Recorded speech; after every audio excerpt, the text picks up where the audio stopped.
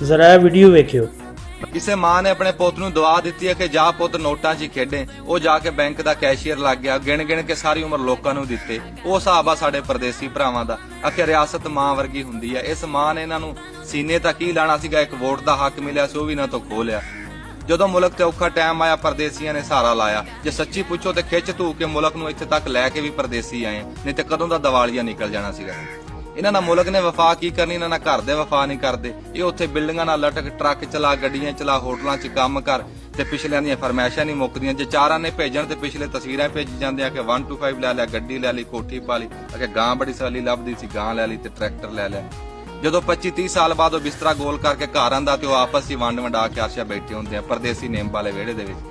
ਤੇ ਉਹ ਵਿਚਾਰਾ ਜਾਂ ਬਿਸਤਰਾ ਗੋਲ ਕਰਕੇ ਵਾਪਸ ਜਾਂਦਾ ਤੇ ਜਾਂ ਗਲੀ ਦੀ ਨੁੱਕਰ ਤੇ ਕਰਿਆਨੇ ਦੀ ਦੁਕਾਨ ਪਾ ਲੈਂਦਾ। ਦੌਲਤ ਤੇ ਪਿਛਲੇ ਨੇ ਡਾਤੀ। ਉਹ ਜਿੱਦਾਂ ਕੋਈ ਕਵਾਲੀ ਕਰ ਰਿਹਾ ਸੀਗਾ ਤੇ ਉਹ ਪੀਰ ਮਰੀਦਾਂ ਤੋਂ ਫੜ ਕੇ ਪੈਸੇ ਤੇ ਕਵਾਲ ਤੇ ਸਿੱਟ ਰਿਹਾ ਸੀ। ਉਹ ਪੀਰ ਨੇ ਮਿੰਟ ਸਾਹ ਕੱਢਿਆ ਤੇ ਕਵਾਲ ਕਹਿੰਦਾ ਕਿ ਸੱਟੀ ਆ ਨੂਰ ਸੁਲਤਾਨਾ, ਤੇਰੇ ਕਿਹੜਾ ਆਪ ਦੇ।